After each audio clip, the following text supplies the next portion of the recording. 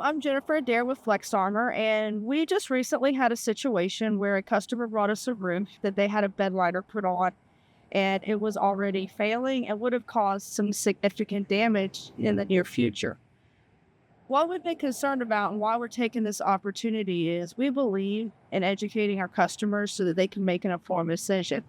We're starting to see an increase in companies that either represent themselves as FlexArmor, the exact same as FlexArmor, or something along those lines. And we're seeing more people suffer damage from those claims. So today we're going to be going through the video of what this bedliner material, the differences, how it was adhered, wasn't adhered, what it did do and didn't do, what kind of long-term effects it would have had. And I'm also going to be bringing up some situations we've had the last couple of years with people posting on Facebook saying that they are FlexArmor when they're not, signs you can look for and questions to ask for. So let's go on. We'll get started on going through our comparison. So here we are pulling it into the shop. The very first thing we noticed was the color when it showed up. We highly advise do not let anybody talk you into any other color but white. You want that reflective capabilities, that cooler surface temperature, just basic scientific facts. Any white's going to be cooler than a color, whether it's the right product or not. So that's step one if you're comparing and looking into different options. I would definitely not go with any other color. So here's an initial walk around when we first got it pulled in. We're kind of just looking at it, assessing our game plan. Unfortunately, no matter what product is sprayed on, when it's sprayed on bare wood, it's going to stick to the wood. So that was the bulk of what took the longest to remove this because they had resheeted the whole roof. This particular roof and product, the applicator, I am not sure of what level of experience he had in general. There was a lot of things that I wouldn't have expected to see from somebody who was charging quite a bit of money to apply a product. There was exposed screws, exposed splinters, and this was after the third time they had worked on it, according to the owner. So really looking at the experience of the person in general should always be step one. He just sprayed over gutters, there was tape.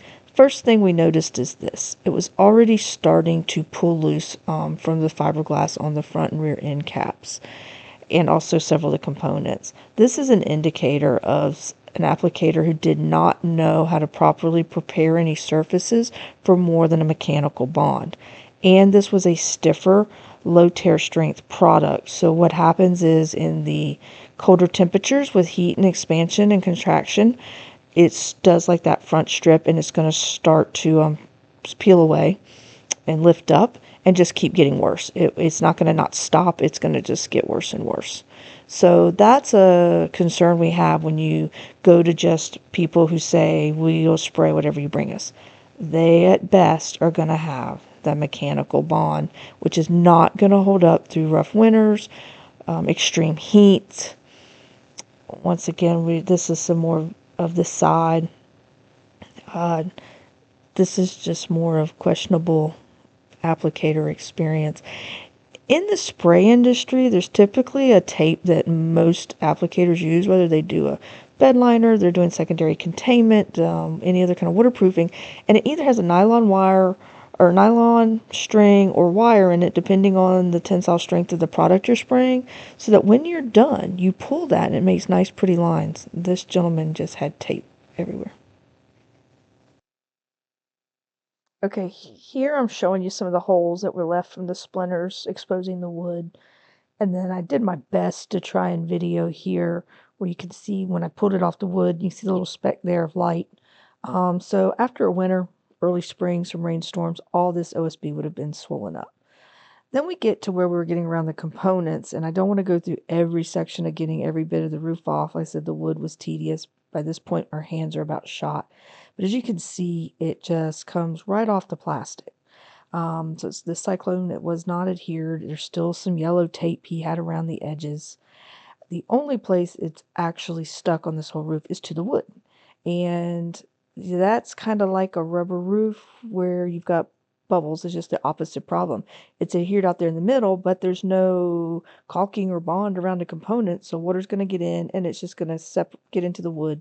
It's going to soak it up. And by into next summer, he probably would have had some serious problems. So this is why going to somebody who understands chemicals and substrates and preparation and processes like what FlexArmor has developed for RVs and having the experience to deal with all these different processes. Here's another plastic vent. Not only did he made a couple mistakes here. We don't want to tell our competition their obvious mistakes, so I'm not going to point it out. But once again, you can see there's not even any adhesion. I'm able to pull it off fairly easily. It was just, it's the wood. It was fun. So then I think we go here. This is a refrigerator vent we hadn't even touched yet. As you could see, it wasn't adhered even to start with. He still had tape everywhere. The fact that he was doing tape and not any kind of wire tape like we mentioned earlier means he knew that his tear strength was extremely low. This was not going to hold up. Also, what this product would have done was held up in the sun, being that quality of product, it would have been ate away, and we'll show some examples of that later. This is stainless steel around some air horns, and you can see it is not adhered to the stainless steel whatsoever. It pops right loose. This would have been another place. Here's at the beginning when our hands weren't shot, and I pulled it off quite easily from around the TV antenna. No adhesion whatsoever. So it would have been, just a couple of rainstorms. It would have started to get in there. When you're from up north, the ice gets it quicker. And so he would have been starting to see damage by the end of the summer.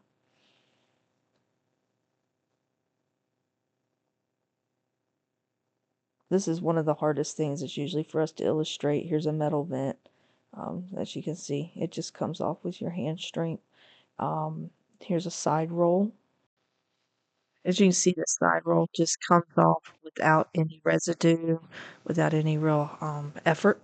So what I wanted to show you, it took me some digging to go find some video or examples. We don't have it happen very often. This is a shop that had a machine malfunction, so we had to take the roof off. It was faster than trying to fix where there were some chemical problems. As you can see on this vent, he's having to chisel it off. You're not grabbing it with your hand and just pulling the whole thing loose. It probably took them 2 or 3 days to try and get this whole roof off versus, the 6 hours it took us to get that bedliner off, and that was mostly because it was stuck to the wood. Our product and processes bond to all substrates. We had a customer come in to get new FlexArmor skylights, and so we took the old skylights. This gave us an opportunity to test how well a couple-year-old roof was still bonded on the skylights. We are always research and development, always looking to be better. So we love when we do get an opportunity to see things in the field. And here was where we were testing on some aluminum, checking out our bond. We found as we grow, we have shops in different climates, so we're always looking for products that work for all of us so that we're all providing you with a top-notch roof that we don't have to worry about leaking. So this was one of our test videos that I found to just show you how hard it is to physically remove FlexArmor from a component. Here was another machine malfunction where we had to strip it down. It was faster to start over. It actually tore the chemical. We have a 3,500 psi tear strength, so that's how much stronger our actual bond is than our chemical. So our bonding strength is substantial. There we go. We got it ready for new wood. Since we had tore off the top layer, the OSB, and stripping it down, we decided to reskin the whole roof. And then here we go. It's totally ready to go now. We're just waiting on the final machine warm up. Everything is papered up, no splinters sticking up. Nice good surfaces for ensuring a quality roof. And here we go after we have sprayed the FlexArmor on. As you can see, no splinters sticking up, no small holes, no exposed screws in this roof. This is our FlexArmor itself is gray, and that's what you're seeing here. The roof material is light gray when we spray it on. And after we get up and do one final inspection, which is what we're doing here, and also pulling those wires we talked about earlier in the video, Once we get done with that inspection, making sure everything's covered, then you see here they're putting on the white UV blocker. The white UV blocker is designed to last 20 years, depending on if you're bleaching it or just normal wear and tear. And while that's on the FlexArmor roofs, it's guaranteed to not let any UV get to the polyurea, which then at the thickness and the chemical that we spray, got another 20 years. Here it was much later, same day. We sprayed it and put it back together the same day. So as you can see here, nice, good, smooth. You don't see the puddles. You don't see the splinters sticking up. We always have to remind customers that the nature of the sprayed roofs is never going to be perfect like a paint job, but it still should look, good. It shouldn't look bad. Unfortunately, I couldn't unpaper the air horns to show y'all because he didn't bring the backing, so he was going to do that at home. Like I said, I don't want to point out 100% what we do different. We don't like to divulge secrets. But everything here now is bonded. I'm just trying to show down a little in the gutter to show you those straighter lines that you could have expected. Not a lick of tape anywhere on this roof covering anything. But like I said, as you can see, no holes, nice, smooth, durable, definitely watertight. And this is where I was talking about with the wire that they put tape in the gutter. As you can see, you have nice clean lines when we're done. Paper. And it will not separate. And here we are pulling it out the next morning when we got the sun back out. And to me, when it comes out, you see how nice the sun reflects. You see why we tell you to not get a roof that's any other color. We do custom side colors, but the roof itself will be white just like this.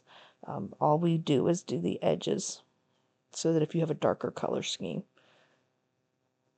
When we started FlexArmor, we came from an extensive spray industry background. We were not RV people. So there was already an extensive knowledge of different preps, different kinds of materials, what some are good for, some aren't good for. And then we got into the RVs. We're starting to see RV people jumping on the bandwagon, doing sprayed anything. You go to any company and buy any polyurea straight off the shelf, spray it on and say, hey, it's a lifetime warranty. So that's what we want to address. Here at FlexArmor, one of the things that we do different from any other company out there is that we have all of our applicators come here to Florida and they're trained for 5 days. We have a mock-up section here in our shop that has fake RV parts, fake roof setup, where they learn how to spray, judging their thickness. They learn about prepping all the different components. So that's that kind of support and training and knowledge is only available through FlexArmor Applicators. We have over 35 applicators across the country and more and growing.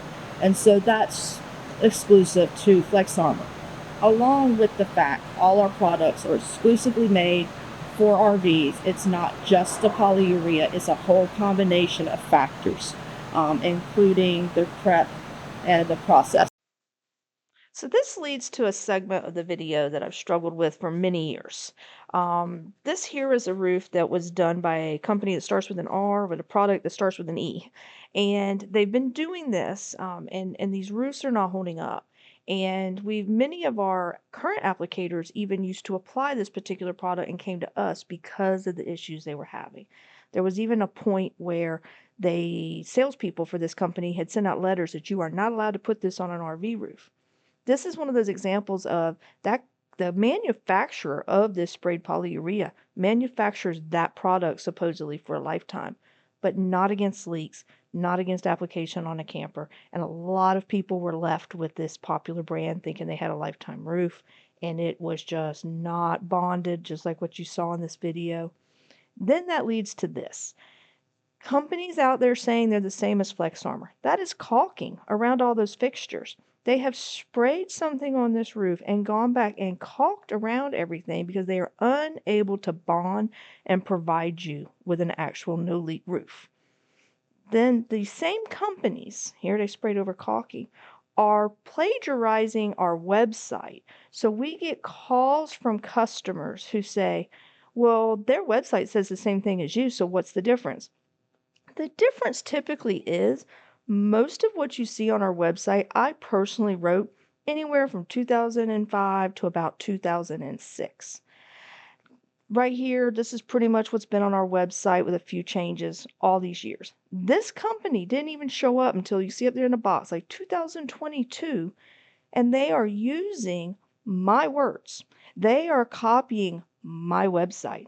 I really have issues with that. We've always kind of let it go. We haven't really wanted to be a negative company, but that is why they're confusing you, the consumer. We are really just kind of hit a point. Here's where my original pictures were done in 2017, and here is this company who used my pictures off my website later, almost a year later, on their Facebook page. They are misleading you to thinking our reputation and the people talking about us on forums are the same. Then we run into this Facebook post of companies who are not FlexArmor applicators and say they are, and they post, they're not on our website. This roof came into Houston. There's 2 jobs we know of that company did, and it caused significant financial harm to the owners. This thing was atrocious.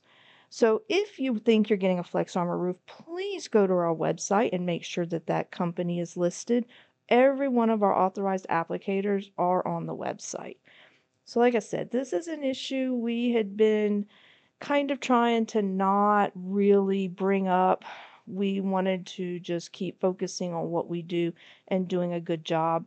And when I started putting this together, I could have done an hour-long video of all the websites I've taken down, all the plagiarism, all the times our pictures have been stolen. So this is going to be the only time I address this, and this is part of the motivation behind this video, is so that you take the time to ask and make sure the company you're dealing with is honest and above board. Warranties. Getting your warranty, a lifetime warranty, is only as good as who's there to back it up. When you go to standard, local, any kind of polyurea, you bring it, I spray it company, you are dependent on that guy still being there and being able to back up and do anything for you if something goes wrong.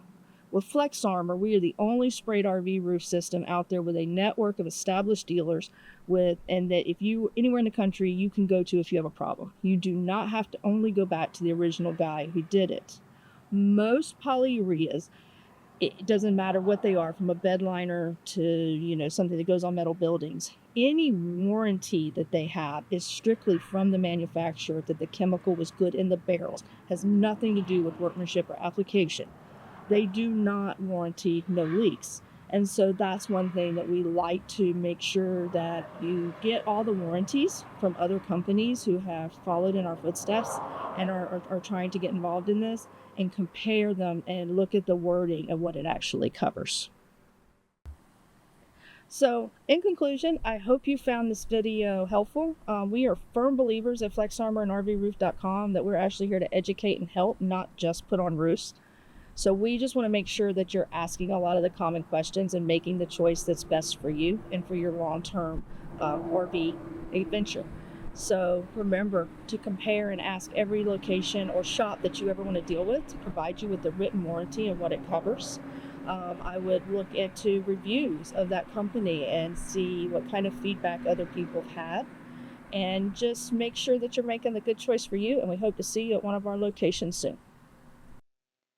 Leave us a comment below if you have any questions or if you want to share your experiences, and share this video with all your RV friends.